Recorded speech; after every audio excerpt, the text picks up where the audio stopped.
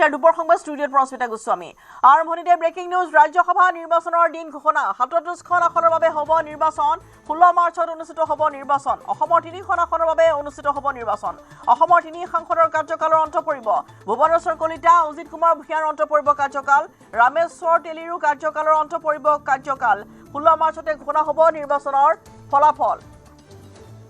পুনৰ জনাও যে ৰাজ্যসভা নিৰ্বাচনৰ দিন ঘোষণা কৰা হৈছে ৩৭খন আসনৰ বাবে হ'ব নিৰ্বাচন ১৬ মাৰ্চত অনুষ্ঠিত হ'ব নিৰ্বাচন অসমৰ ৩খন আসনৰ বাবে নিৰ্বাচন অনুষ্ঠিত হ'ব যেহেতু অসমৰ ৩গৰাকী সাংসদৰ কাৰ্যকালৰ অন্ত পৰিব ভুৱনেশ্বৰ কলিতা অজিত কুমাৰ ভূঞা ৰামেশ্বৰ তেলিৰ কাৰ্যকালৰ অন্ত পৰিব ১৬ মাৰ্চত ঘোষণা হ'ব নিৰ্বাচনৰ ফলাফল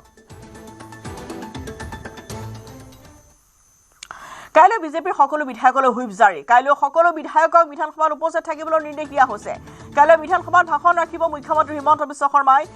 বিশ্ব শৰ্মাৰ চৰকাৰৰ অন্তিম অধিৱেশনত ভাষণ দিব মুখ্যমন্ত্ৰীয়ে কাইলৈ বিধানসভা নিৰ্বাচনৰ হৈছে অন্তিমটো দিন পুনৰ জনাও যে বিজেপিৰ সকলো বিধায়কলৈ হুইপ জাৰি কৰা হৈছে সকলো বিধায়ককে বিধানসভাত উপস্থিত থাকিবলৈ নিৰ্দেশনা প্ৰদান কৰা হৈছে বিধানসভাত ভাষণ ৰাখিব মুখ্যমন্ত্ৰী হিমন্ত বিশ্ব শৰ্মা চৰকাৰৰ অন্তিমখন অধিৱেশনত ভাষণ প্ৰদান কৰিব মুখ্যমন্ত্ৰীয়ে কাইলৈ বিধানসভা নিৰ্বাচনৰ অন্তিমটো দিন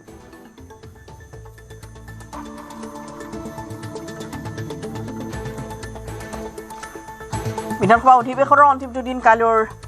দিনটোত আৰু সকলো বিধায়ককে হুইপ জাৰি কৰা হৈছে বিধানসভাত উপস্থিত থাকিবলৈ নিৰ্দেশনা প্ৰদান কৰা হৈছে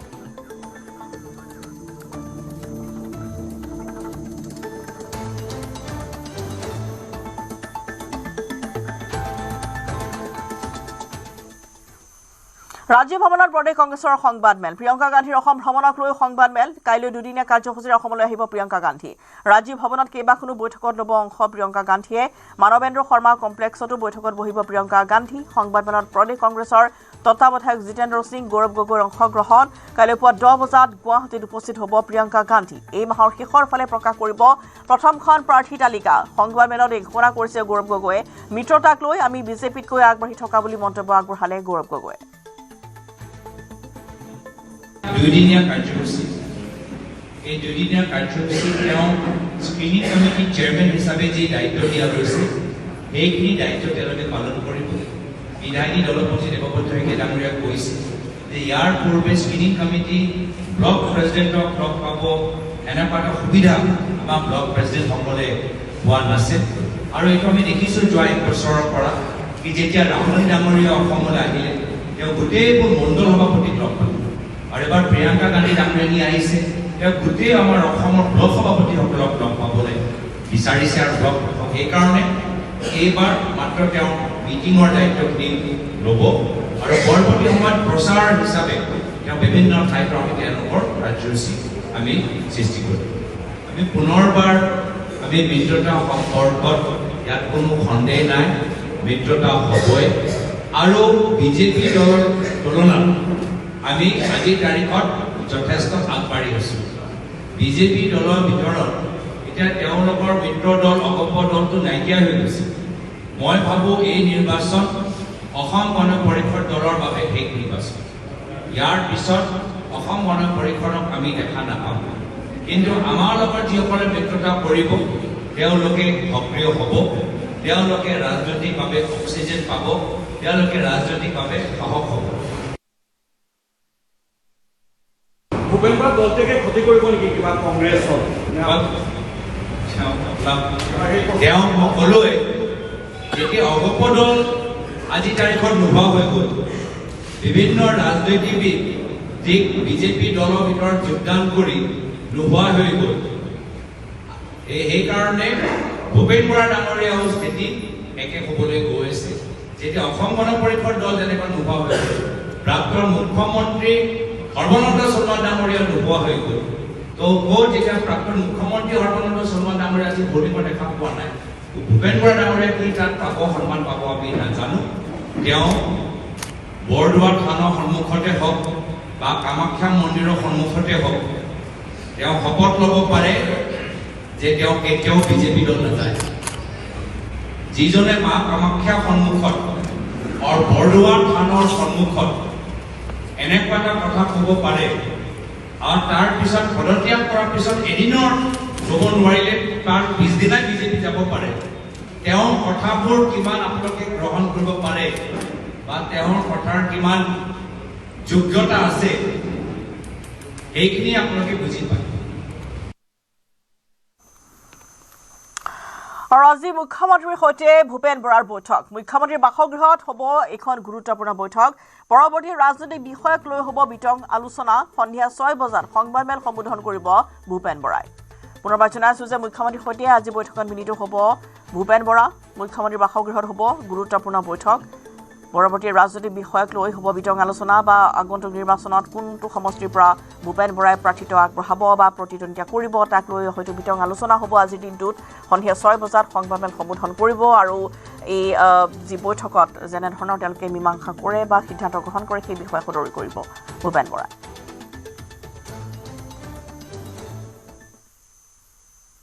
আৰু ভূপেন বৰাই বিজেপি যোগদানৰ কথা ঘোষণাৰ পিছতে বিহপুৰীয়া সমষ্টি এৰিবলৈ সাজু হৈছে বৰ্তমানৰ বিধায়ক অমিয় কুমাৰ ভূঞা। দলৰ সিদ্ধান্ত মানি ল'ম বুলি ক'লে বিধায়ক অমিয় ভূঞাই। সুৰক্ষিত অসমৰ বাবে 126টা সমষ্টিত দলে যাকে য'তে প্ৰাৰ্থিত্ব দিব তাতেই বিজেপিৰ কাৰ্যকৰ্তা হিচাপে কাম কৰি যাব বুলি মন্তব্য কৰিছে বিধায়ক অমিয় ভূঞাই।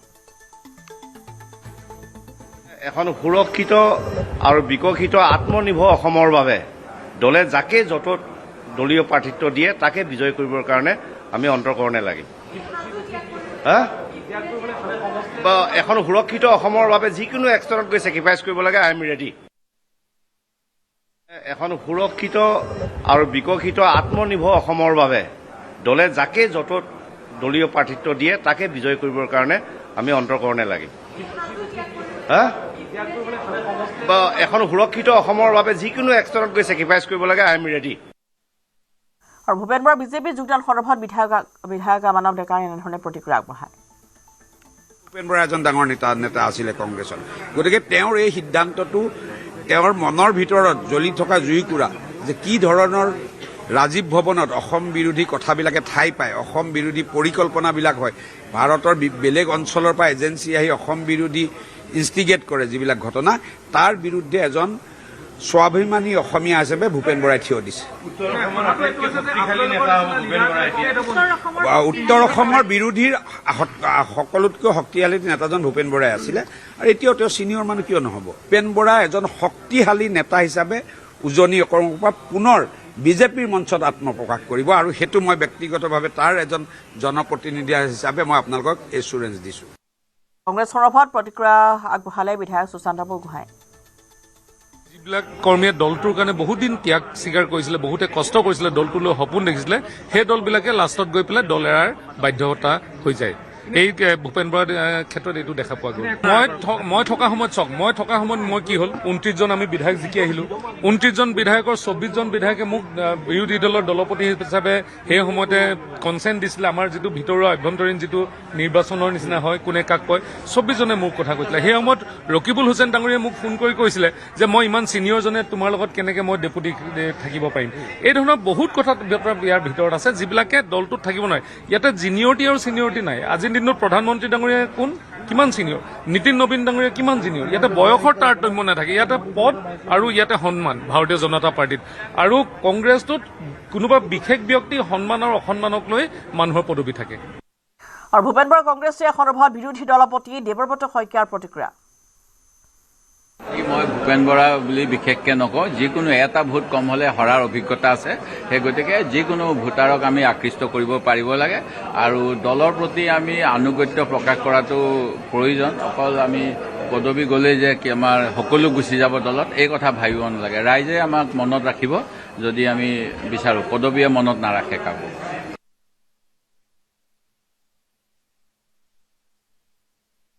মই ভূপেন বৰা বুলি বিশেষকৈ নকওঁ, যিকোনো এটা ভোট কম হ'লে হৰাৰ অভিজ্ঞতা আছে। সেই গতিকে যিকোনো ভোটাৰক আমি আকৃষ্ট কৰিব পাৰিব লাগে আৰু দলৰ প্ৰতি আমি আনুগত্য প্ৰকাশ কৰাটো প্ৰয়োজন। অকল আমি পদবী গ'লেই যে আমাৰ সকলো গুচি যাব দলত, এই কথা ভাবিব নালাগে। ৰাইজে আমাক মনত ৰাখিব যদি আমি বিচাৰোঁ, পদবীয়ে মনত নাৰাখে কাকো।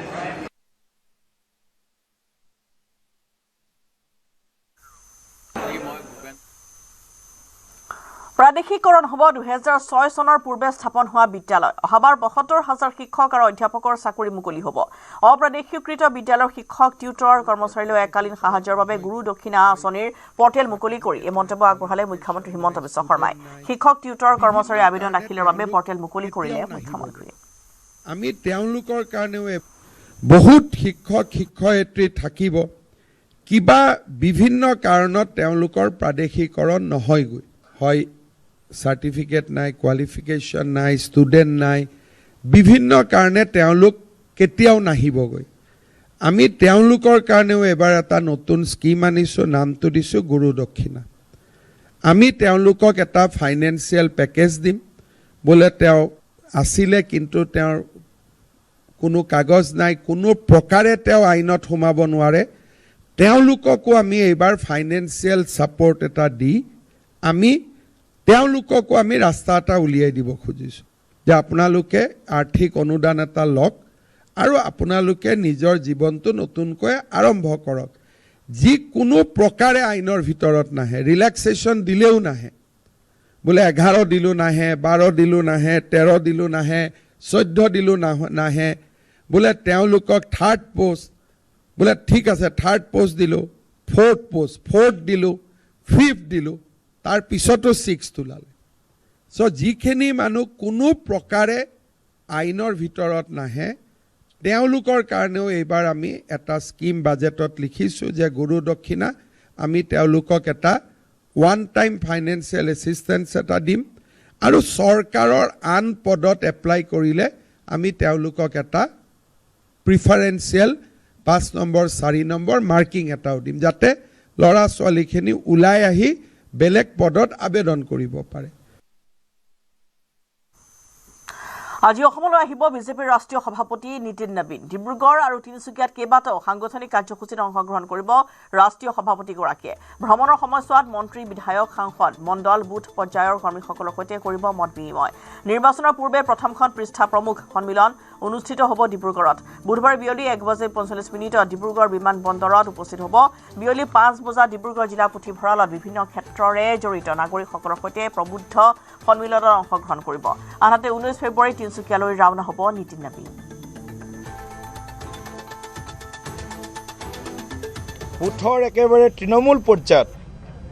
60গৰাকী ভোটাৰৰ লগত কেনেকৈ সম্পৰ্ক স্থাপন কৰিব কিদৰে নিৰ্বাচনৰ দিনা ভোটৰ শতাংশ বৃদ্ধি কৰিব পাৰে ইত্যাদি বিভিন্ন বিষয় বুথ পৰ্যায়ত কৰণীয় যিবিলাক কাম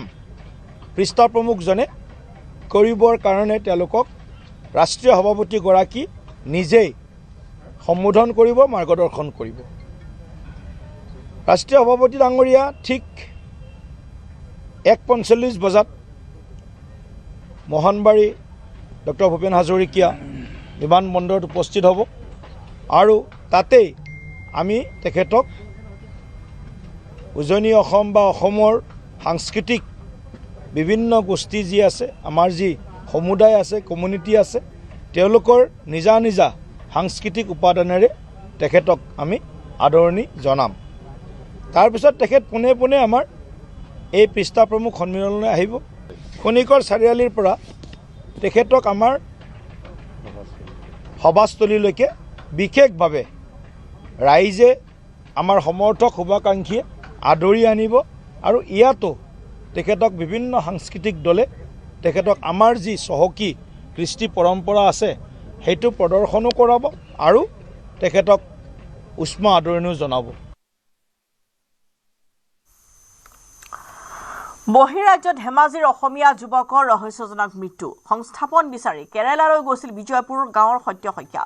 14 ফেব্ৰুৱাৰীত কেৰালালৈ গৈছিল সত্য শইকীয়া 16 ফেব্ৰুৱাৰী নিশা পৰিয়ালক ফোন কৰিছিল সত্য শইকীয়াই দ্ৰুবিত তেওঁক মাৰি পেলাব বুলি কৈছিল পৰিয়ালক অন্ধ্ৰপ্ৰদেশৰ তেলানী জংচনৰ পৰা পৰিয়াললৈ অন্তিমটো ফোন কৰিছিল যুৱকজনে তাৰ পিছদিনা পুৱা পৰিয়ালে লাভ কৰে যুৱকজনৰ মৃত্যুৰ খবৰ এই ঘটনাৰ পিছতে পৰিয়ালত লাগিছে হাহাকাৰ ঘটনাৰে মানৱ দেহ ব্যৱসায়ৰে জড়িত লোক থকাৰ সন্দেহ কৰিছে ৰাইজে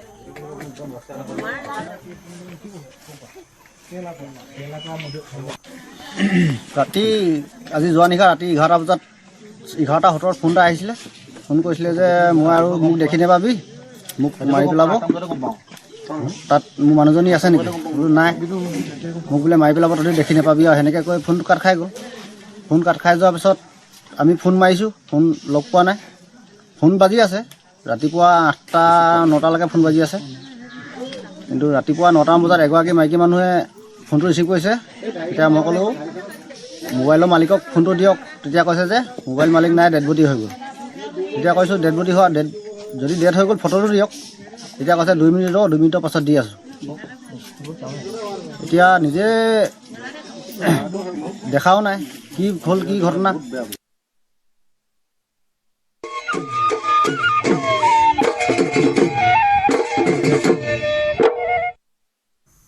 আজি মিচিংসকলৰ কৃষি ভিত্তিক উৎসৱ আলি আই লৃগাং মিচিং জনগোষ্ঠীয় লোকসকলৰ মাজত উখল মাখল পৰিৱেশ ঐনিতমৰ সুৰ চাই আপং পুৰাঙৰ গোন্ধে আমোল মোলাইছে মিচিং গাঁৱৰ পদূলি পৰম্পৰা অনুসৰি মিচিং লোকসকলে লিগাঙৰ দিনটোৰ পৰাই খেতি পথাৰত সিঁচিবলৈ আৰম্ভ কৰিছে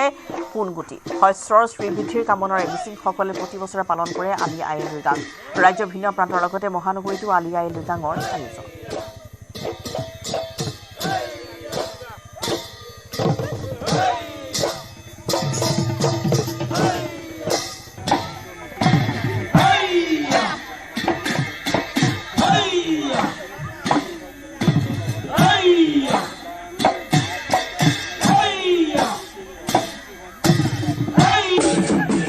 আৰু অনিতম সুৰত মুখৰিত হৈছে মাজুলীৰ আকাশ বতাহ মাজুলীৰ প্ৰান্তে প্ৰান্তে আলি আই লৃগাঙৰ উৎসাহ গুমৰাগ নৃত্য আৰু অনিতমৰ সুৰত মুখৰিত হৈ পৰিছে মাজুলীৰ চৌপাশ মিচিং জনগোষ্ঠীয় লোকসকলৰ মাজত বৈছে আনন্দৰ বন্যা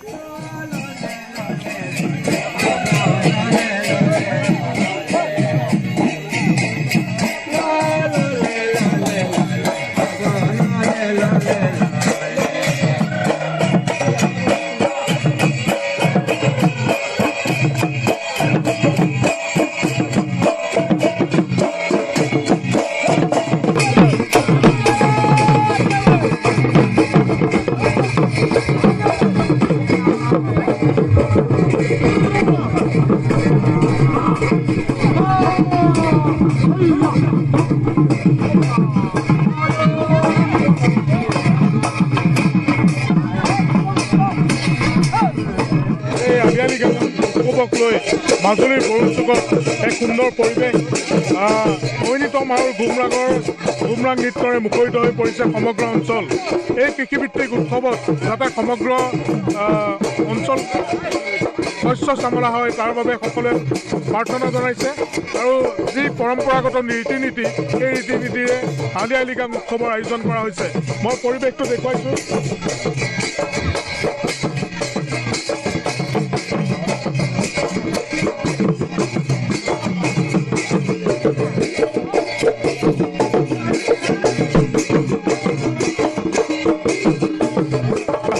গুমৰাগ নৃত্যৰ সমান্তৰালভাৱে পৰম্পৰাগত যি খাদ্য সম্ভাৰ সেইসমূহ ৰখা হৈছে আমি পৰিৱেশটো দেখুৱাইছোঁ এক উৎসৱমুখৰ যি পৰিৱেশ সেই পৰিৱেশে বিৰাজ কৰিছে বৰুণচুকত আৰু এই স্থানত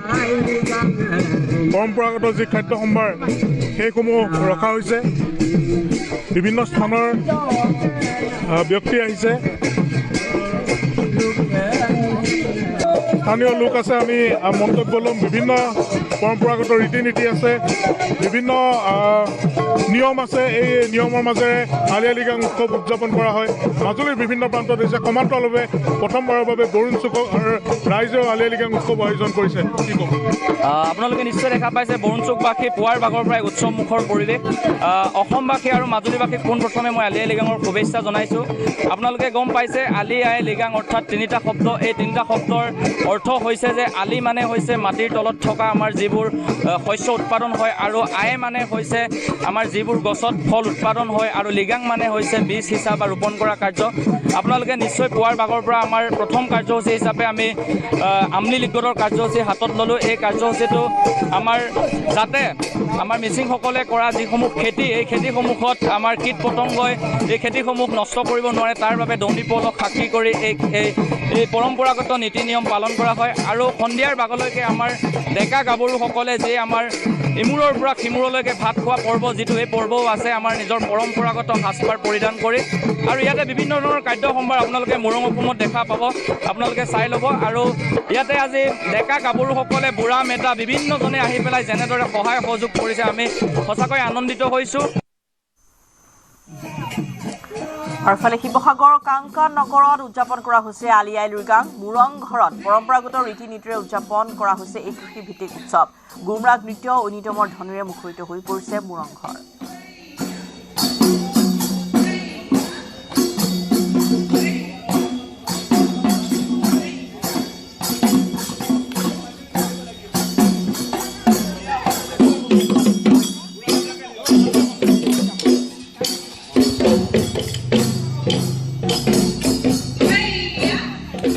কাংকান নগৰতো মিচিং জনগোষ্ঠীয় লোকসকলে তেওঁলোকে আলি আই লৃগাং পৰম্পৰাগত ৰীতি নীতিৰে উদযাপন কৰিছে মই প্ৰথমে এই উৎসৱ সন্দৰ্ভত কেনেধৰণে ইয়াত উদযাপন কৰা হৈছে মই জানিব বিচাৰিম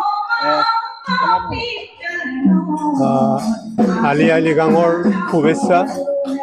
অসমৰ সংস্কৃতি প্ৰেমী সকলো ৰাইজলৈ নমস্কাৰ জনাইছোঁ আলি আই লৃগাং মিচিংসকলৰ একমাত্ৰ কৃষিভিত্তিক উৎসৱ আলি আই সমাসযুক্ত শব্দ আলি আই মানে শস্যৰ বীজ এনেই যদি ভাঙনি কৰা হয় আলি মানে হ'ল শস্য আই মানে হ'ল ফল আচলতে আলি আই মানে হ'ল শস্যৰ বীজ আৰু এই শস্যৰ বীজ আজিৰ পৰা ফাগুনৰ প্ৰথম বুধবাৰৰ পৰা মিচিংসকলে সিঁচিবলৈ আৰম্ভ কৰে আৰম্ভ কৰিছে আমাৰ বৰ্তমান মই দেখুৱাইছোঁ ইয়াতে তেওঁলোকে শস্য বীজ সিঁচিলে আৰু ইয়াত সিঁচাৰ পিছত বৰ্তমান তেওঁলোকে ইয়াত গীত নৃত্য পৰিৱেশন কৰিছে তেওঁলোকৰ পৰম্পৰাগত মই তাৰ মাজলৈ লৈ যাব বিচাৰিছোঁ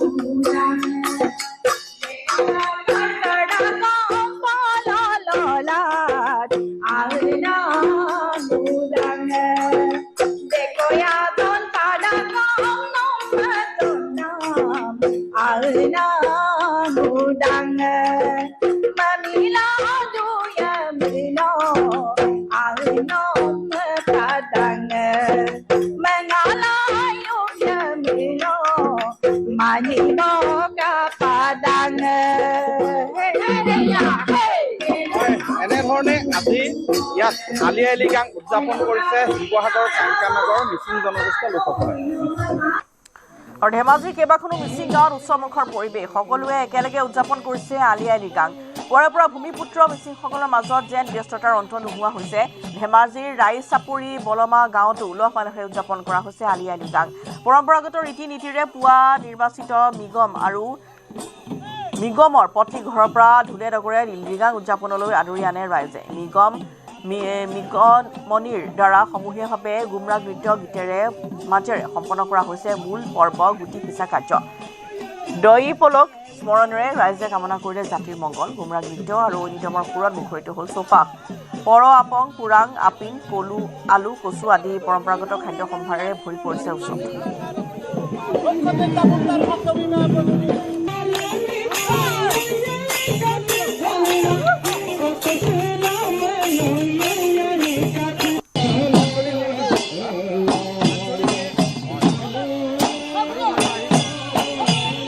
হয় আজি ফাগুনৰ প্ৰথমটো বুধবাৰ আৰু এই প্ৰথমটো বুধবাৰ অসমৰ অন্যতম ভূমিপুত্ৰ মিচিং জনগোষ্ঠীয় লোকসকলে পালন কৰে আলি আই লৃগাং আৰু আলি আই লৃগাং হৈছে আচলতে মিচিং জনগোষ্ঠীৰ লোকসকলৰ শস্য সিঁচা এক পৰ্ব আৰু আনুষ্ঠানিকভাৱে ফাগুনৰ প্ৰথমটো বুধবাৰত এই অনুষ্ঠান আৰম্ভ কৰা হয় আৰু এতিয়াৰ পৰা যেন আচলতে মিচিং জনগোষ্ঠীৰ লোকসকলে কৃষি কৰ্মত তেওঁলোকে ব্যস্ত হ'ব আৰু এই মুহূৰ্তত যিটো মই ধেমাজি ৰাইচাপৰি বলমাত আছোঁ আৰু বিশেষকৈ এই ৰাইচাপৰি বলমাৰ এই গাঁৱৰ লোকসকলে ইতিমধ্যে তেওঁলোকে শস্য সিঁচা যি গুটি সিঁচা পৰ্ব তেওঁলোকে ইতিমধ্যে সমাপন কৰিছে আৰু সমান্তৰালভাৱে এতিয়া মিচিং গাভৰুসকলে ইতিমধ্যে এয়া আচলতে বিহুৰ তেওঁলোকৰ যি আচলতে গুমৰাগ চৌমানত তেওঁলোকে ব্যস্ত হোৱা দেখা গৈছে বয়োজ্যেষ্ঠ আছে আমি তেখেতৰ পৰা জানিবলৈ চেষ্টা কৰিম এতিয়া আমি আলি আই লৃগাং আজি প্ৰথম দিনা সকলোৱে ডেকা গাভৰু বৰা শইকীয়া আৰু আমাৰ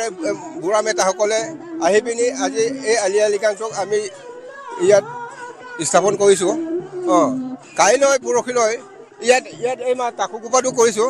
এইটো আমাৰ পৰম্পৰা বুলি এই পৰম্পৰা নীতিত আমি এই কামটো কৰিছোঁ ইয়াত আলি আই লৃগাং তাৰমানে গুটি সিঁচা হৈছে আৰু ৰোপণ হৈছে গতিকে আলি মানে কটীয়া আলি মানে কটীয়া এই কটীয়া ইয়াত আমাৰ এই কিবা ধানৰ কঠীয়া আছে আৰু আলি কঠীয়া আছে লুই চুকৰ কঠীয়া আছে আৰু এঙে বুলি কয় কচু কঠীয়া আছে এইবিলাক এই 4 চুকত আমাৰ ৰোৱা হৈছে এই ৰোপণ হৈছে আজি দিনটো হয় এতিয়া মই সামগ্ৰিক পৰিৱেশটো দেখুৱাইছোঁ এয়া ধেমাজি ৰাইচাপৰি দৃশ্য আৰু ৰাইচাপৰিতে ইয়াত এনেধৰণে আচলতে গুমৰাগৰ নৃত্যত আচলতে মুখৰিত হৈছে ঢোল পেঁপা বাঁহীৰ মাজত মুখৰিত ইয়াৰ দৃশ্য সামগ্ৰিক পৰিৱেশটো দেখুৱাই আছোঁ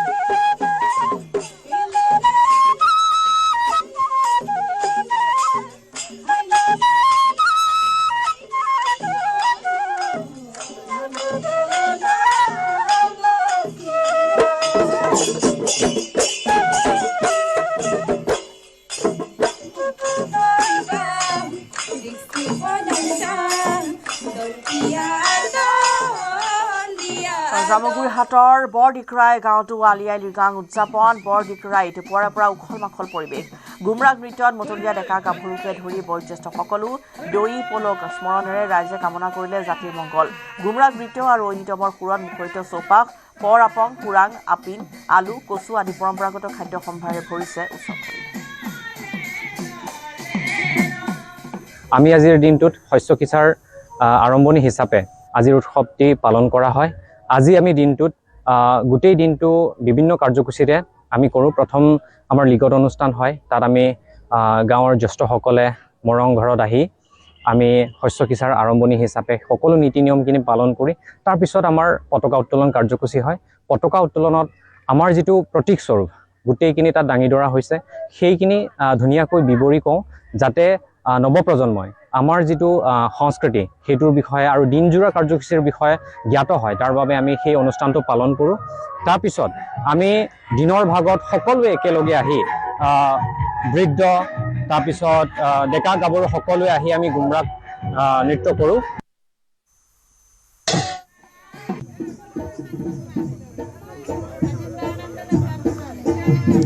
আৰু এনেদৰেই আলি আই লৃগাং পালন কৰা হৈছে বিভিন্ন প্ৰান্তত আৰু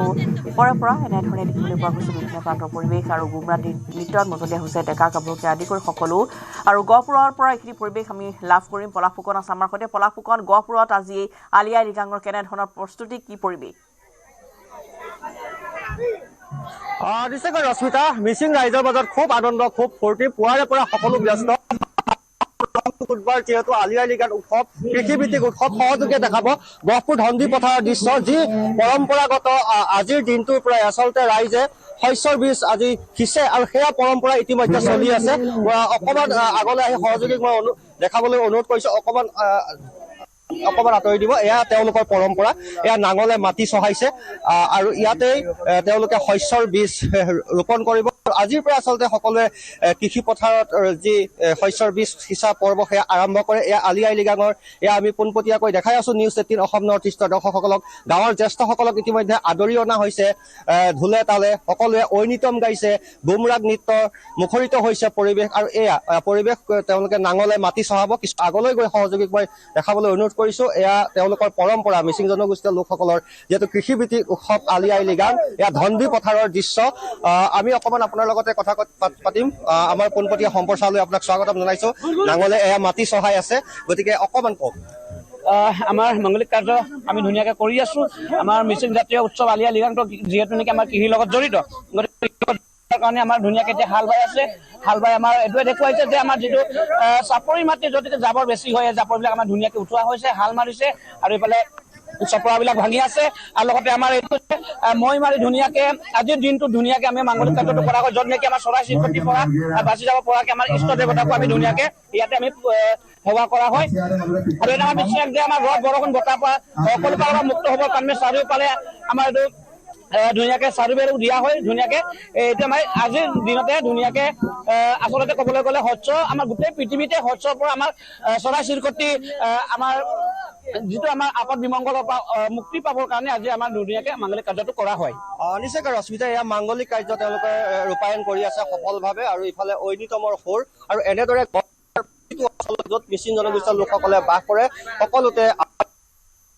উল্লাস দেখা গৈছে। ৰশ্মিতা। হয়, নিশ্চয়কৈ পলাশ, ধন্যবাদ আপোনালৈ। গহপুৰৰ পৰা এই ধৰণৰ এটা পৰিৱেশ দেখুৱালে য'ত আজি আলি আই লৃগাঙৰ এনেধৰণৰ প্ৰস্তুতি চলিছে আৰু কৃষিভিত্তিক উৎসৱ মিচিংসকলৰ এয়া ঐনিতমৰ সুৰ, চাহ আপঙৰ গোন্ধে আমোল বোলাইছে এইসমূহ গাঁও আৰু ইতিমধ্যে এনেদৰে চাংঘৰত প্ৰস্তুত কৰা হৈছে আপং আৰু লৃগাঙৰ নৃত্যই এনেধৰণে আপ্লুত কৰিছে সকলোকে।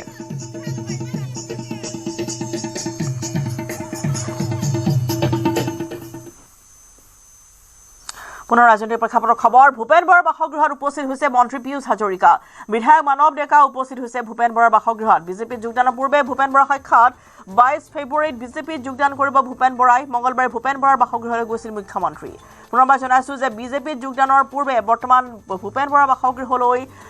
বিজেপিৰ মন্ত্ৰী বা বিধায়কৰ আগমন। এবাৰ মন্ত্ৰী পীয়ুষ হাজৰিকা গৈছে ভূপেন বৰাক সাক্ষাৎ কৰিবলৈ। বিধায়ক মানৱ ডেকাও তাত উপস্থিত হৈছেগৈ। বিজেপিত যোগদানৰ পূৰ্বে ভূপেন বৰাক কেনেদৰে সাক্ষাৎ কৰিছে। 22 ফেব্ৰুৱাৰীত বিজেপিত যোগদান কৰিব ভূপেন বৰাই। মঙলবাৰে ভূপেন বৰাৰ বাসগৃহলৈ গৈছিল মুখ্যমন্ত্ৰী ডক্টৰ হিমন্ত বিশ্ব শৰ্মা। আৰু ভূপেন বৰাৰ বাবে ইতিমধ্যে সমষ্টি সাজু কৰি ৰখাৰ কথা কোৱা হৈছে আৰু এইখিনি মুহূৰ্তত আমি দেখুৱাইছোঁ যে পীয়ুষ হাজৰিকা, বিধায়ক মানৱ ডেকা আজি গৈছে ভূপেন বৰাক সাক্ষাৎ কৰিবলৈ।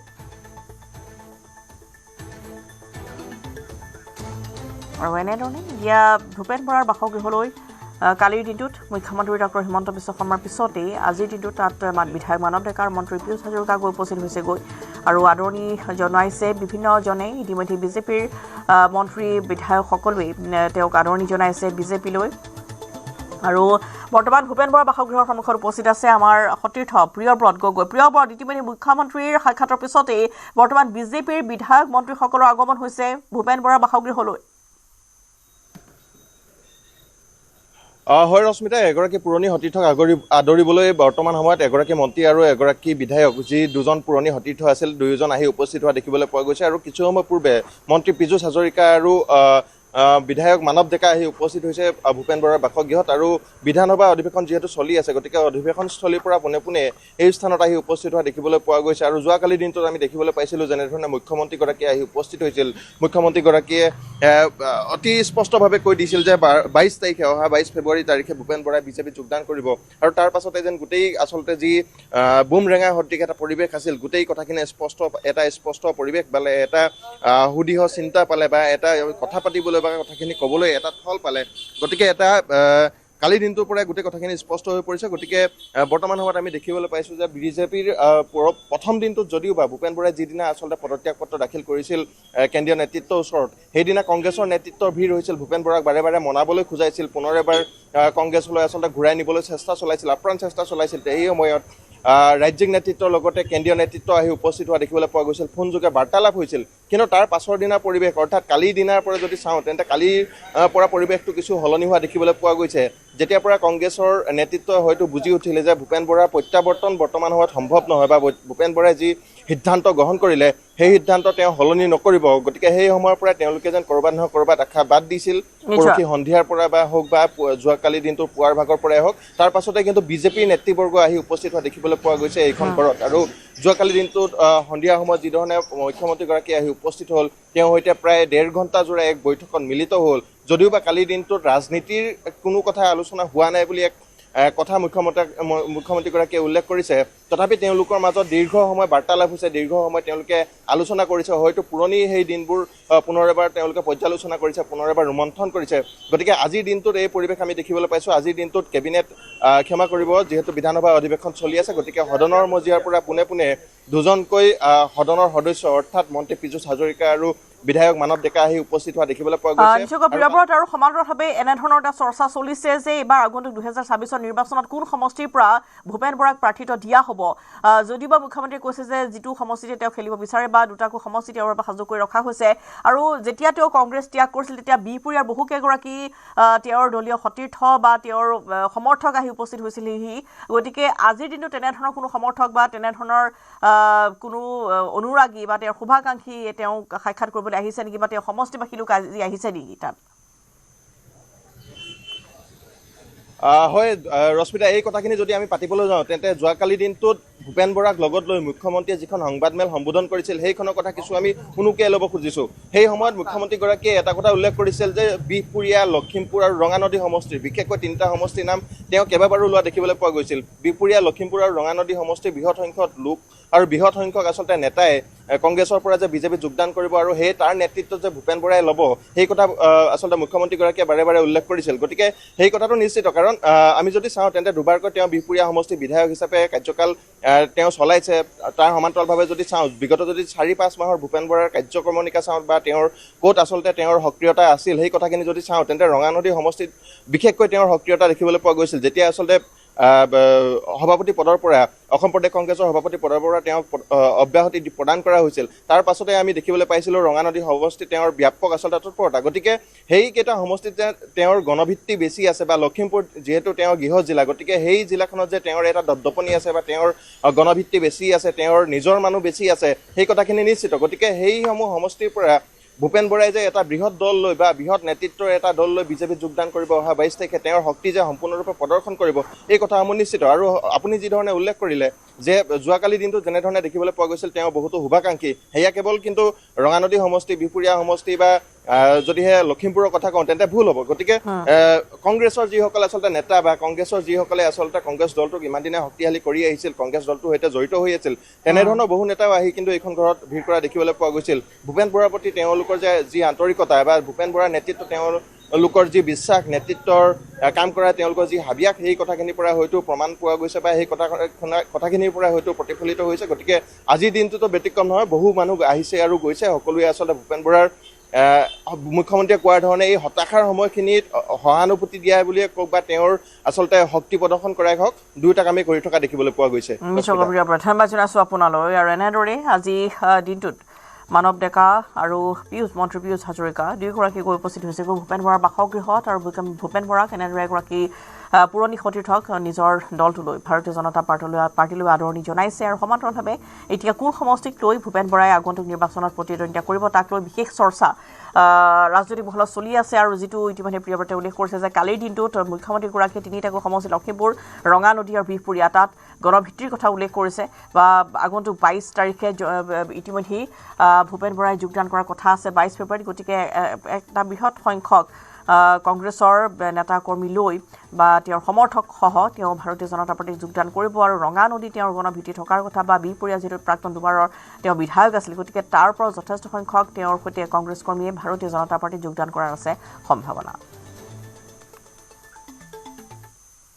ফলে দিছপুৰ আৰক্ষী জালত পৰিছে কুখ্যাত চিলনী চোৰ পাণবজাৰৰ পৰা গ্ৰেপ্তাৰ কুখ্যাত চিলনী চোৰ ৰাজু আলী গুৱাহাটীৰ বিভিন্ন প্ৰান্তৰ পৰা মহিলা যুৱতীৰ ডিঙিৰ চেইন কাঢ়ি নিছিল ৰাজুৱে যুৱতী মহিলাৰ পৰা থপিয়াই নিয়া সোণ ৰূপৰ অলংকাৰ মুকালমুৱাত সুমুৱাই ৰাখিছিল ৰাজুৱে ৰাজুৰ স্বীকাৰোক্তিৰ ভিত্তিত মুকালমুৱাত অভিযান চলাই আৰক্ষীয়ে অভিযানকালত আৰক্ষীয়ে উদ্ধাৰ কৰিছে সোণ আৰু ৰূপৰ সামগ্ৰী ৰাজু আলীৰ পৰা জব্দ কৰা হৈছে 2,74,500 টকা দুটা মোবাইল আৰু এখন বাইক ৰাজু আলীৰ লগতে মইনুল হক আৰু এগৰাকী মহিলাক আৰক্ষীয়ে গ্ৰেপ্তাৰ কৰিছে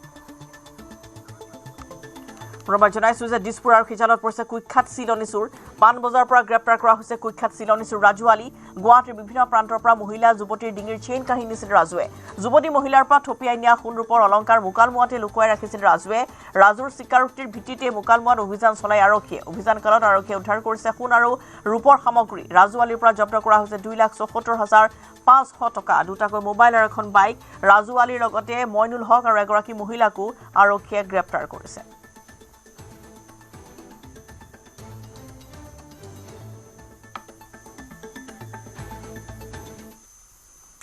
দৰঙৰ উডমাৰী গাঁও নিশা নিশংস হত্যাকাণ্ড জ্যেষ্ঠ ভাতৃ আৰু ভতিজাকে লাঠিৰে মৰিয়ামৰা হত্যা কৰিলে নিত্যানন্দ শৰ্মা নামৰ এজন লোকক নিশা উচ্চ স্বৰত গান বজাই থকাৰ বাবে বাধা দিছিল নিত্যানন্দ শৰ্মাই জিএকৰ মেট্ৰিক পৰীক্ষা চলি থকাৰ বাবে উচ্চ স্বৰত গান বজাবলৈ মানা কৰিছিল তাতে খঙত অগ্নি শৰ্মা হৈ নিত্যানন্দ শৰ্মা গতৰ্কিতে আক্ৰমণ কৰি লাঠিৰে কোবাই কোবাই হত্যা কৰে পিছত পৰিয়ালৰ লোকে গাঁও প্ৰধানৰ জৰিয়তে মঙলদৈ আৰক্ষীক খবৰ দিয়ে নিশা ঘটনাস্থলীত আৰক্ষী উপস্থিত হৈ হত্যাকাৰী সৰ্বানন্দ শৰ্মা আৰু লক্ষ্যজ্যোতি শৰ্মাক আটক কৰিছে আজি পুৱা মৰণোত্তৰ পৰীক্ষাৰ বাবে মঙলদৈ অসামৰিক চিকিৎসালয়লৈ প্ৰেৰণ কৰা হৈছে উল্লেখ্য যে পূৰ্বৰ পৰাই দুইখন ঘৰৰ আছিল মনোমালিন্য আজিৰ পৰা 6 বছৰ পূৰ্বে হত্যা কৰি সৰ্বানন্দই জ্বলাই দিছিল নিত্যানন্দ শৰ্মাৰ ঘৰ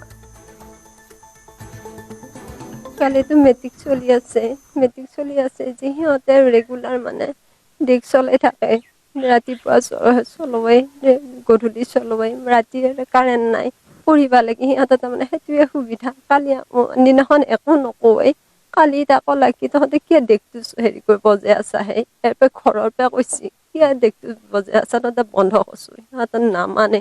লাষ্টত যায় আকৌ একবাৰ সেইখিনিতে জোৰত কৈছে তহঁতে দেখটো ভালে ভালে বন্ধ কৰে চলি মেট্ৰিক পৰীক্ষা হৈ আছে সেইটোৱে তাৰমানে চোতা সিহঁতে সেইটো চোতা লৈ সিহঁতে আৰু আগেৰ পৰা সিহঁতৰ প্লেনিং মাৰা ঠাণ্ডা খনীয়াকে কয় কি তহঁতৰ 5টা পৰিয়ালকে তহঁতক খৰি থৈ আহিম বুলি কয় তাৰপিছত ডাঙৰ পুতাকটো আহিছে আহি দেই পেলাই সেইটো কৰ্ম কৰিলে এইটো পিছফালৰ পৰা আহি মাৰছি বিটিচিৰ উপৰিও বাহিৰৰ 5ৰ পৰা 6টাকো সমষ্টিত প্ৰাৰ্থী দিব ইউপিপিএলে এই মন্তব্য কুকুৰাঝাৰ লোকসভা সমষ্টিৰ সাংসদ জয়ন্ত বসুমতাৰী বিধানসভা নিৰ্বাচনত অকলেই প্ৰতিদ্বন্দ্বিতা কৰিব ইউপিপিএলে নিৰ্বাচনৰ বাবে ৰণকৌশল প্ৰস্তুত কৰিছে ইউপিপিএলে বিটিচিৰ 15খন আসনৰ লগতে বিটিচিৰ বাহিৰতো প্ৰাৰ্থী দিব দলটোৱে নিৰ্বাচনৰ অন্তত কোনো ৰাজনৈতিক দলে মিত্ৰতাৰ প্ৰস্তাৱ আগবঢ়ালে ইউপিপিএল দলে বিবেচনা কৰিব বুলি সাংসদগৰাকীয়ে মন্তব্য কৰে বিটিচিত ইউপিপিএল দলে 10খন আসন লাভ কৰিব বুলি দাবী কৰিছে চিৰাঙত এক দলীয় সভাত অংশ লৈ সাংসদ জয়ন্ত বসুমতাৰীয়ে এইদৰে উল্লেখ কৰে যে ইউপিপিএল কাবাৰ যদি দৰকাৰ হয় ইউপিপিএলক তেওঁলোকেও চিন্তা কৰিব পাৰে কাৰণ আমি ৰেজিষ্টাৰ দল হিচাপে যোৱা 2015 চনৰ পৰা জন্মগ্ৰহণ কৰাৰ পিছত আজি যি অৱস্থাত আমি আছো আমি দৰকাৰত অকলশৰীয়াকৈ যিখিনি যাব পৰা যিখিনি শক্তি আমি আহৰণ কৰিছো সেইকাৰণে সবেই নিজাববীয়াকৈ যোৱাৰ নিজাববীয়াকৈ খেলাৰ সবৰে ৰাজনৈতিক দলৰ এটা সিদ্ধান্ত এটা থাকে আৰু এলায়েন্স হোৱা নোহোৱাটো হ'ল সেইটো হ'ল ৰিজাল্টৰ ওপৰত বেছ কৰি হয় সেইকাৰণে আমি যোৱা সময়তো কাবাৰ লগত আমি ফ্ৰী এলায়েন্স আমি কৰা নাছিলোঁ ফ'ৰ্চ এলায়েন্স আমি কৰিছোঁ এইকাৰণে এইবেলিও যদি কোনোবাই যদি মানে ভাবে যে ইউপিপিএল দলৰ লগত থাকি বা ইউপিপিএল লগত লৈ আগুৱাই যাব বিচাৰে তো তেওঁলোকেও ভাবিব পাৰে আৰু আমি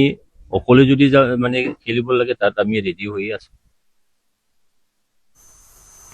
দৰিদ্ৰতা কেতিয়াও সফলতাৰ হেঙাৰ হ'ব নোৱাৰে তাকে প্ৰমাণ কৰিলে নগাঁৱৰ জলাহ গাঁৱৰ এগৰাকী যুৱতীয়ে উৰুখা বজাত থাকি শিক্ষাকে জীৱনৰ ব্ৰত হিচাপে গ্ৰহণ কৰি সদ্য ঘোষিত অসম লোকসেৱা আয়োগৰ পৰীক্ষাত সুখ্যাতিৰে উত্তীৰ্ণ হৈছে ময়ূৰী শইকীয়া নামৰ যুৱতীগৰাকী জলাহ গাঁৱৰ কৃষক সুনীল শইকীয়াৰ জিয়ৰী ময়ূৰীয়ে অসম লোকসেৱা আয়োগৰ পৰীক্ষাত অসম বিত্তীয় সেৱাৰ 34 নম্বৰ স্থানত উত্তীৰ্ণ হৈছে পিতৃ মাতৃৰ লগতে সমগ্ৰ অঞ্চলবাসীলৈ গৌৰৱ কঢ়িয়াই আনিছে ময়ূৰীৰ এই সফলতাত উৎফুল্লিত হৈ পৰিছে পিতৃ মাতৃৰ লগতে অঞ্চলবাসী আগন্তুক দিনত সততা আৰু দক্ষতাৰে নিজৰ সেৱা আগবঢ়াই নিয়াৰ অংগীকাৰ ময়ূৰী শইকীয়াৰ যথেষ্ট সুখী অনুভৱ কৰিছো তুমি কিমান ৰেংক পাইছা মই অসম লোকসেৱা আয়োগৰ সংযুক্ত প্ৰতিযোগিতামূলক পৰীক্ষাত অসম বিত্তীয় সেৱা আসাম ফাইনেন্স সাৰ্ভিসত 34 ৰেংক লাভ কৰিবলৈ সক্ষম হৈছো কিমান দিনৰ পৰা তুমি প্ৰিপাৰেচন কৰি আছিলা প্ৰিপাৰেচন প্ৰায় 3 বছৰৰ 2023 চনত আৰম্ভ কৰিছিলো গ্ৰেজুৱেচনৰ পিছত আগতে কিবা চাকৰি কৰি আছিলা নাই প্ৰথম হয় প্ৰথমবাৰৰ বাবে দিছিলা না আগতে তুমি দিছিলা নাই এইটো মোৰ সেকেন্ড এটেম্পট আছিলে এই ক্ষেত্ৰত তোমাক কোনে সহায় কৰিছে এই ক্ষেত্ৰত মোৰ মা দেউতা শিক্ষাগুৰুসকল আৰু শুভাকাংক্ষীসকলেও যথেষ্ট সহায় আগবঢ়াইছে তুমি বৰ্তমান কি অধ্যয়ন কৰি আছা কিহত পঢ়ি আছা মই গ্ৰেজুৱেচন কমপ্লিট কৰাৰ পিছত এপিএছচি কাৰণে প্ৰিপাৰেচন কৰি আছিলো গ্ৰেজুৱেচন মই নগাঁও মহাবিদ্যালয়ৰ পৰা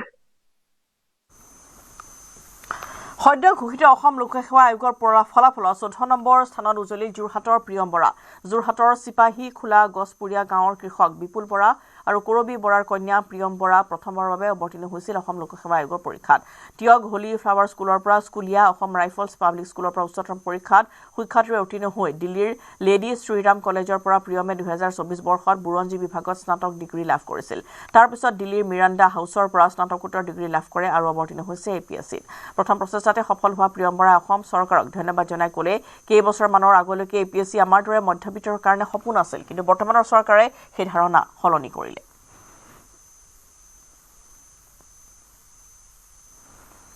প্ৰিয়ম বৰা মই প্ৰিয়ম বৰাক চিনাকি কৰি দিছো প্ৰিয়ম অভিনন্দন খুব এটা ভাল লগা খবৰ যে প্ৰথমবাৰতেই সুখ্যাতিৰে 14 নং স্থান দখল কৰিবলৈ সক্ষম হ'লা অভিনন্দন জনাইছো হয় ধন্যবাদ মই আজি বহুতে আনন্দিত মই ৰেংক 14 পাবলৈ সক্ষম হৈছো বাবে হয় কেনেকুৱা প্ৰস্তুতি কিমান দিনৰ পৰা চলোৱা হৈছিল গোটেই কথাখিনি জানিম হয় মোৰ প্ৰস্তুতি মোৰ স্কুলীয়া দিনৰ পৰাই বুলি ক'ব পাৰি ভালদৰে 2024 পৰা মই ষ্টাৰ্ট কৰিছো নটিফিকেশন অহাৰ পিছত কিন্তু তাৰ আগৰে পৰা মোৰ ঘৰৰ মানুহসকলে মোৰ মামা তেওঁ মোক গাইড কৰিছিলে আৰু মোৰ ঘৰৰ আৰু কাজিনছ আছে তেওঁলোকেও পাছ কৰিছে এইটো এক্সাম তেওঁলোকৰ পৰাও মই অকমান ইনস্পায়াৰ হৈছিলো মটিভেট হৈছিলো আৰু গম পাইছিলো কেনেকুৱা কি হয় পৰীক্ষাটো তেতিয়াৰ পৰাই মই প্ৰিপেয়াৰ কৰি আজি ফাৰ্ষ্ট এটেম্পটতে মই ৰেংক 14 পাবলৈ সক্ষম হৈছো প্ৰিয়ম বৰাই কেনে ধৰণে প্ৰিপাৰেচনটো কেনে ধৰণে কৰিছিলে কোচিং কোড কৰিছিলে বা এইখিনি কৰা হৈছিলে নে নাই এই কথাখিনি অকণমান জানিব বিচাৰিম হয় মই আমাৰ যোনটো এবাৰ প্ৰিলিমছ হৈছিলে বহুতেই বেছি আনএক্সপেক্টেড আছিলে পেপাৰখন তো তাত মোৰ ক'বলৈ গ'লে মোৰ নিজৰ যোনখিনি আগৰ সৰুৰে পৰা পঢ়া আছিলে ক্লাছ 6ৰ পৰা ধৰি আমি যোনখিনি পঢ়া শুনা কৰিছিলোঁ সেয়া বহুত হেল্প কৰিছিলে এক্সামৰ হলত বহি তাৰ বাহিৰে মই চুতীয়া ডেভেলপমেণ্ট কাউন্সিলৰ পৰা এটা ৰেচিডেঞ্চিয়েল স্কলাৰশ্বিপৰ কোচিং পাইছিলোঁ সেইটোৰ দ্বাৰা মই গুৱাহাটীত এবছৰ মই প্ৰিপাৰেশ্যন কৰিছিলোঁ তো যিহেতু মই দিল্লীত পঢ়ি অহা মোৰ অসমৰ অকণমান এক্সামৰ ফালৰ পৰা ইনফৰমেশ্যনখিনি কম আছিলে তো সেই তেওঁলোকে বহুত হেল্প কৰিছে সেইটো তেওঁলোকৰ কোচিঙে আৰু মই ক'বলৈ গ'লে SPMৰ পৰাও মই এটা দুটা মই হেল্প লৈছোঁ মই মেইনছৰ ক্ৰেছ কোৰ্চ তেনেকৈ আপোনাৰ প্ৰিলিমছৰ টেষ্ট চিৰিজ হওক SPMৰ পৰা লৈছোঁ তো তেনেকৈ মোক হেল্প কৰিছে বিপুল বৰা মই বিপুলক অকণমান বিচাৰিছো ওচৰলৈ মাতিছো খুব এটা ভাল খবৰ কন্যাই এটা সফলতা ডাঙৰ সফলতা কঢ়িয়াই আনিছে কি ক'ব সফলতাটো পাই অশেষ ধন্যবাদ তাইলৈও থাকিল আমাৰ কেণ্ডিডেটলৈও থাকিল যিহেতুকে তাই সৰুৰ পৰা বৰ চিনচিয়াৰ আছিলে তাই প্ৰথমৰ পৰাই আমি গম পাইছিলোঁ যে তাই এটা কিবা বিশেষভাৱে সক্ষম হ'বগৈ তাই হেৰি লাইফত জীৱনত গতিকে আমি তাই সৰুৰ পৰা এইখিনি আগবঢ়াই নিবলৈ চেষ্টা কৰিছিলোঁ আজি বহুত সুখী আপোনালোকলৈও ধন্যবাদ থাকিলে 14 নম্বৰ ৰেংকত আহিব বুলি আশা কৰিছিলে নে ভাবিছিলো 14 নম্বৰত আহিব বুলি ভাবা নাছিলো কিন্তু মানে ACS যে ধৰক পাব সেইটো আমি আমাৰ মানে অন্তৰৰ পৰা ধৰক সেইটো আমাৰ কিবা এটা মানে অনুমান পাইছিলো তাই যে ACSতে পাব ৰেংকটো হয়তো 14 বা পিছলৈও যাব পাৰে সেইটো ভবা নাছিলো কিন্তু ACS যে হ'ব সেইটো আমি কনফিডেন্সত আমি আছিলো তাৰ বাবে তাইকো ধন্যবাদ জনাইছো ভগৱানকো ধন্যবাদ জনাইছো APSCত সুনাম কঢ়িয়াইছে তেজপুৰৰ আন এজন যুৱকে APSৰ 20 স্থানত উজলিল তেজপুৰৰ পংকজ দাস তেজপুৰৰ মিলনপুৰ শইকীয়া চুবুৰীৰ লম্বুধৰ দাস আৰু ৰুণু দাসৰ পুত্ৰ পংকজ দাস পংকজৰ সাফল্য গৌৰৱান্বিত কৰিছে অঞ্চলবাসী খুবেই ভাল লাগিছে যোৱা 3টা বছৰ কঠোৰ পৰিশ্ৰমৰ অন্তত সফল হোৱাৰ কাৰণে ভাল লাগিছে যোৱা 2টা এটেম্পটো ট্ৰাই কৰিছিলোঁ অলপ নম্বৰৰ কাৰণে থাকি গৈছিলোঁ এবাৰ APS পোৱাৰ কাৰণে যথেষ্ট ভাল লাগিছে কেনেধৰণে প্ৰিপাৰেশ্যন কৰিছিল মোৰ অলপমান চিডিউলটো বেলেগ আছিলে কাৰণ যিহেতু মই বৰ্তমান বেংকত কৰ্মৰত হৈ আছিলোঁ মই ৰাতি টাইমটো বেছি ব্যৱহাৰ কৰিছিলোঁ 5টামান বজাৰ পৰা বহোঁ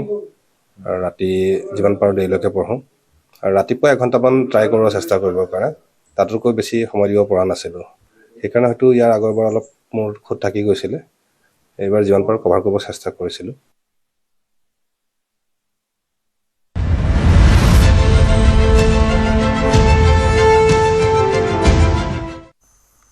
পঞ্চদশ অসম বিধানসভাৰ অন্তিম অধিৱেশনৰ আজি তৃতীয়টো দিন প্ৰশ্নোত্তৰ শিতানেৰে আৰম্ভ হ'ব সদনৰ কাম-কাজ পৰিপূৰক দাবী মঞ্জুৰী সন্দৰ্ভতো সদনত চলিব বিতৰ্ক পৰিৱেশ আৰু বন বিভাগৰ দাবী মঞ্জুৰী সন্দৰ্ভত চলিব এই বিতৰ্ক শাসক বিৰোধী উভয় শিবিৰৰ বিধায়কে অংশ ল'ব বিতৰ্কত বিত্তমন্ত্ৰীৰ লেখানুদান ভাষণৰ ওপৰতো সদনত চলিব আলোচনা এই আলোচনাতো অংশ ল'ব শাসক বিৰোধী উভয় শিবিৰৰ বিধায়কে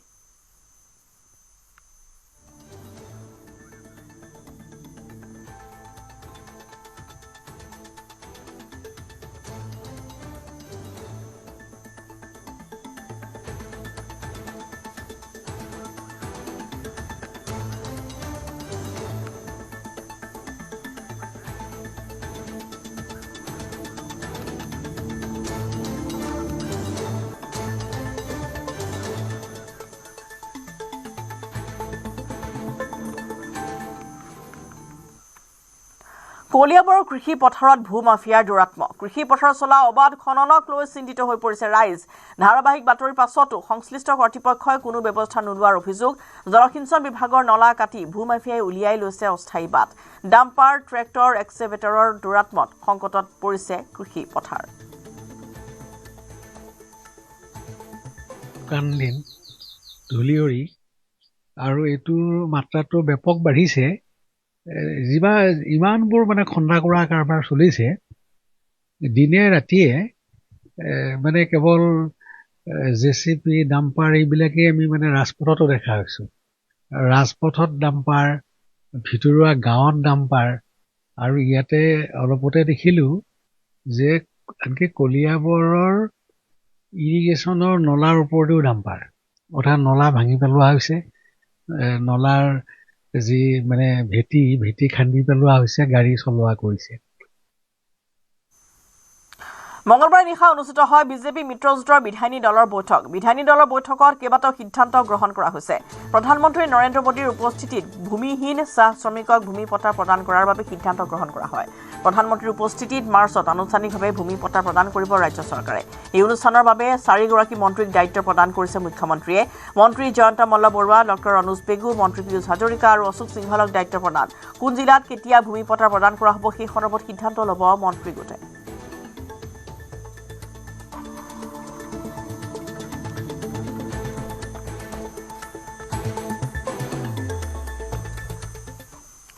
নিশা হঠাৎ সোণাপুৰৰ কচুতলিৰ মুখ্যমন্ত্ৰী হিমন্ত বিশ্ব শৰ্মা অহা 21 ফেব্ৰুৱাৰীত সোণাপুৰৰ কচুতলিত উপস্থিত হ'ব দেশৰ গৃহমন্ত্ৰী অমিত শ্বাহ দেশৰ গৃহমন্ত্ৰীগৰাকীয়ে অসম আৰক্ষীৰ 10 APBNৰ নতুন আৰক্ষী ছাউনীৰ আধাৰশিলা স্থাপন কৰিব তাৰ পূৰ্বে নিশা সোণাপুৰৰ কচুতলিত উপস্থিত হৈ বুজ ল'লে মুখ্যমন্ত্ৰীগৰাকীৰ লগতে মন্ত্ৰী পীয়ুষ হাজৰিকা এই দেখুৱাইছে নিশাৰ ভাগত সোণাপুৰৰ কচুতলিত মুখ্যমন্ত্ৰী শৰ্মা অহা 21 ফেব্ৰুৱাৰীত সোণাপুৰৰ কচুতলিত উপস্থিত হ'ব দেশৰ গৃহমন্ত্ৰী অমিত শ্বাহ দেশৰ গৃহমন্ত্ৰীগৰাকীয়ে অসম আৰক্ষীৰ 10 APBNৰ নতুন আৰক্ষী ছাউনীৰ আধাৰশিলা স্থাপন কৰিব আৰু তাৰ পূৰ্বে নিশা সোণাপুৰৰ কচুতলিত উপস্থিত হৈ বুজ ল'লে মুখ্যমন্ত্ৰীগৰাকীৰ লগতে মন্ত্ৰী পীয়ুষ হাজৰিকাই আৰু कल आप एक बार डीजीपी और पुलिस को बुला के ले आना बिकॉज इट इज चंद्रपुर माने के नहीं यहाँ पे 20,000 प्लान 20,000 प्लान खेलिले जगह को चाब भिडिओ तो बनाब मॉडल बनाब और कल आप सुबह एक बार डीजीपी और पुलिस को बुला के ले आना because it is there function they should take over आज होम का पूरा वहाँ पे ECI के साथ रहे सर उन्हें कल तिवारी जी को ले जाएंगे अच्छा सर भले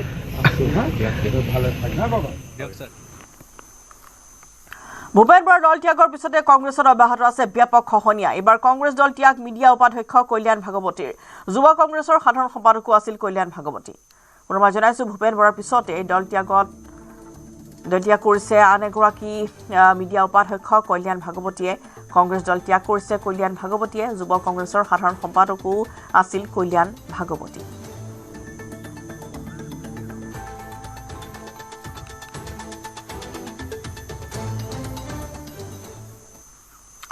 সদ্য ঘোষিত অসম লোকসেৱা আয়োগৰ প্ৰতিযোগিতামূলক পৰীক্ষাত APSৰ 18 নম্বৰ স্থানত উজলিল হুজাইৰ অনুভৱ থাউচেন ধনীৰাম থাউচেন আৰু হীৰা থাউচেনৰ পুত্ৰ অনুভৱৰ সফলতাৰ পিছতে পৰিয়ালটোত বৈছে আনন্দৰ বন্যা অনুভৱ থাউচেণ্ড আৰু তেওঁৰ মাতৃ হীৰা থাউচেণ্ড আৰু পিতৃ হৈছে ধনীৰাম থাউচেণ্ড। যিহেতু অনুভৱ থাউচেণ্ড মোৰ সৈতে আছে, মই তেখেতৰ সৈতে কথা পাতিম। যিধৰণে প্ৰথম অৱস্থাত তেওঁৰ ফলাফল প্ৰকাশ হোৱাৰ পাছত সেই ফলাফল বাতিল কৰাৰ পাছত পুনৰাই যেতিয়া এই ফলাফল প্ৰকাশ কৰা হৈছে, ইয়াৰ পাছত তেওঁৰ অনুভৱ কি ক'বা বা এই কেনেদৰে ক'ৰ পৰা পঢ়া শুনা আৰম্ভ কৰিছে? মই মানে প্ৰিপেৰেশ্যনটো মই লাষ্ট ইয়াৰ জুলাই মানত ষ্টাৰ্ট কৰিছোঁ। এই আজমল IAS একাডেমীত মই জইন কৰিছিলোঁ। তাতে আফটাৰ মাষ্টাৰ্ছ আৰু মই ভাবিছিলোঁ মানে লাইফত কিবা এটা কৰোঁ যোনটোৱে মানে মোৰ লাইফক এটা ষ্টেবল কিবা এটা স্থানলৈ লৈ যায় আৰু মই পাব্লিক ছাৰ্ভিচ কাৰণেও কিবা এটা ভালকৈ কৰিব পাৰোঁ। প্ৰথম পচন্দ তোমাৰ কি অসম আৰক্ষী আছিলে? প্ৰথম পচন্দ মানে মই এনেইতো ACS দিছিলোঁ, বাট APS পাইছোঁ বুলিও মোৰ কাৰণেতো এনেকুৱা লাগিছে ভাল বহুত মোৰ কাৰণে হৈছে। বিকজ বহুত মানুহে কয় আৰু মোৰো যেনেকুৱা মোৰ এটিটিউড হয়, যেনেকুৱা মোৰ হেবিট হয়, সেইবিলাক APSৰ ফালে বেছি কিবা কৰিছিলে মোক। 18 নম্বৰ ৰেংকিঙত হয় হয়। কিমানগৰাকী আছিলে? APSত টোটেল 20 ষ্টুডেণ্টে পাইছে, তাৰপিছত 18 নম্বৰ মই পাইছোঁ। প্ৰথম অৱস্থাত এই ফলাফল প্ৰকাশ হৈছিলে, পুনৰ সেই ফলাফল বাতিল কৰা হ'ল, পুনৰাই সংশোধিত ৰূপত সেই ফলাফল প্ৰকাশ পালে। কিবা ভয় শংকা আছিলে নেকি মনত যে এই বাতিল হোৱাৰ পিছত কি হ'ব কি নহ'ব? এনেইতো মই যিমান কষ্ট কৰিছোঁ লাষ্ট ইয়াৰ আৰু যিমান কিবা কৰিছোঁ সেইটোৰ ওপৰত অলপ বিশ্বাসটো আছিলে কি পাম বুলি মই, কিন্তু তেতিয়াহ'লেও এক্সামৰ ষ্ট্ৰাকচাৰটো এনেকুৱা হয় মানে চিয়'ৰলি ক'ব নোৱাৰি মানে পাম নে নাপাম, অলপতো ভয় লাগে, কিন্তু মানে কনফিডেঞ্চ অলপ আছিলে মানে পাম বুলি। কি ক'বা অসম চৰকাৰে যিহেতু ধৰক APSCত মানে চাকৰি পোৱা বা APSC পাছ কৰাটো আগৰ দিনত ইমান এটা সহজ নাছিলে, কিন্তু আজিকালিৰ দিনত ধৰক জনজাতিয়ে হওক বা বেলেগ সম্প্ৰদায়ৰ লোকসকলে আজিকালি অতি সহজে APSCটো পাছ কৰিবলৈ সক্ষম হৈ আছে, কি ক'বা? সহজ বুলিতো নকওঁ, কিন্তু আজিকালি অলপ ট্ৰেন্সপাৰেঞ্চি বাঢ়িছে বুলি ক'ম মই। ৰেগুলাৰ এক্সাম হৈ আছে, এইটো যোনটোৱে বেছি ষ্টুডেণ্টক অপৰচুনিটি দি আছে, চব ক্লাছৰ পৰা ষ্টুডেণ্টকেইটাই পোৱা হৈছে এতিয়া মানে। আগৰ নিচিনা ইমান ট্ৰেন্সপেৰেঞ্চিটো যোনটো বাঢ়ি আহিছে every year, because of that আমাৰ ষ্টুডেণ্টৰ কাৰণেও চিলেবাছ এটা ডিটেইলিং হওক বা কি বস্তু সুধিব, কি বস্তু লাগে পঢ়িবৰ কাৰণে, এইবিলাক ফেক্টৰে বহুত হেল্প কৰি আছে এতিয়া চবক মানে, লোৱাৰ ক্লাছ ষ্টুডেণ্টো হওক যোন ষ্টুডেণ্ট হওক সিহঁতৰ কাৰণে পৰীক্ষাটো পাব। যিহেতু তুমি পাছ কৰিলা, এতিয়া কাৰোবাৰ যদি পৰিকল্পনা থাকে কেনেধৰণৰ পৰামৰ্শ আগবঢ়াবা যে কি ধৰণৰ পৰিকল্পনা কৰিলে ইয়াত মানে সফলতা লাভ কৰিব পাৰে? ফাৰ্ষ্ট অফ অলটো কনচিষ্টেঞ্চি, মানে ডেইলি পঢ়া, ৰেগুলাৰলি পঢ়া, সেইটো বেছি ইম্পৰ্টেণ্ট হয়। একমাহ পঢ়ি আকৌ পিছত গেপ দিয়াতকৈ বেছি ভাল আস্তে আস্তে কৰি ডেইলি অলপ পঢ়াটো বেছি ইম্পৰ্টেণ্ট হয় মোৰ মতে। APSC পৰীক্ষাত উজলিল তেজপুৰৰ অমলান বৰুৱা। অমলান বৰুৱাই দ্বিতীয় স্থান লাভ কৰিছে APSCত। তেজপুৰ গহন উদ্যান নিবাসী নিৰঞ্জন বৰুৱা আৰু ৰিণী হাজৰিকাৰ পুত্ৰ অমলান বৰুৱাৰ সফলতাত স্বাভাৱিকতে আনন্দিত হৈ পৰিছে পৰিয়ালৰ লগতে অঞ্চলবাসী। অমলানৰ এই সাফল্যই তেজপুৰলৈ কঢ়িয়াই আনিছে গৌৰৱ। ভাল লাগিছে এই ফলাফলটো, মানে এনেকুৱা ৰিজাল্ট এটা অহাত মই ৰিলিফ ফিল কৰিছোঁ। চবতকৈ বেছিটো ৰিলিফ যে আকৌ এই গোটেই প্ৰচেছটো আকৌ কৰিব নালাগে। এই প্ৰচেছটো মানে অলপমান হ'লেও 1 বছৰ গোটেইটো লাগি যায়, চ' বহুত বেছি মানে ড্ৰেইনিং হয়। চ' সেইকাৰণে মই ৰিলিফ তেতিয়া অলপমান ৰিলেক্স কৰিম আৰু সেয়াই ক'বলৈ। কি ক'বা আহি থকা কেনেধৰণে প্ৰিপেৰেশ্যন কৰিলে আচলতে সফলতা? প্ৰিপেৰেশ্যনটো মানে ৰেগুলাৰলি মানে এভৰি ডে 6 to 8 আৱাৰ্ছ পঢ়িব লাগে। এদিনত 12-14 ঘণ্টা নপঢ়িলেও হয়, 6 to 8 আৱাৰ্ছ এভৰি ডে, আৰু প্ৰিলিমছ আৰু মেইনছৰ আগত আৰু অলপমান বেছিকৈ এফৰ্ট লগাব লাগে। APSCৰ কাৰণে কাৰেণ্ট এফেয়াৰ্ছ আৰু লগতে বাকী যিমানখিনি ছাবজেক্ট গোটেইখিনিৰ ওপৰতে হোল্ড ৰখাটো মানে ৰিকুৱাৰ্ড হয়। আৰু কাৰেণ্ট এফেয়াৰ্ছৰ কাৰণে নিউজ পেপাৰ ৰিডিংটো ইম্পৰ্টেণ্ট হয়। ইণ্টাৰভিউৰ কাৰণেতো বহুতেই বেছি ইম্পৰ্টেণ্ট, মানে নিউজ পেপাৰ ৰিডিঙেহে মানে ভাল এটা মানে গ্ৰিপ এটা আনে। চ' সেইকাৰণে সেই গোটেইখিনি ভালকৈ হ'লে হৈ যায়। উন্মনা ফাগুনৰ মদাৰ ফুলা বতৰত পহিলা বুধবাৰে ৰাজ্যৰ মিচিং ভূমিপুত্ৰসকলে উলহ মালহেৰে উদযাপন কৰিছে হেঁপাহৰ আলি আই লৃগাং। গুমৰাগৰ গুমগুমনিৰ মুখৰিত হৈ পৰিছে চৌপাশ। সুদূৰৰ পৰা ভাঙি আহিল ঐনিতমৰ সুমধুৰ সুৰ। তিয়ক জাজিমুখৰ মিচিং গাঁৱত পুৱাই সূৰ্য দেৱতাক স্মৰণ কৰি পূৰ্বপুৰুষক সোঁৱৰি পথাৰৰ এচুকত পৰম্পৰা ৰক্ষা কৰি ধান সিঁচা পৰ্বৰে আৰম্ভ হ'ল লৃগাং। সমান্তৰালভাৱে গুমৰাগৰ গুমগুমনিত মুখৰিত হৈ পৰিল চৌপাশ। জীয়ৰী বোৱাৰী সকলো মুতলীয়া হৈ পৰিল চিফুং বাঁহীৰ সুৰত। লগতে পৰম্পৰাগত খাদ্য পোৰাং, কৰ আপঙৰ গোন্ধত আমোল মোৰ অংশত।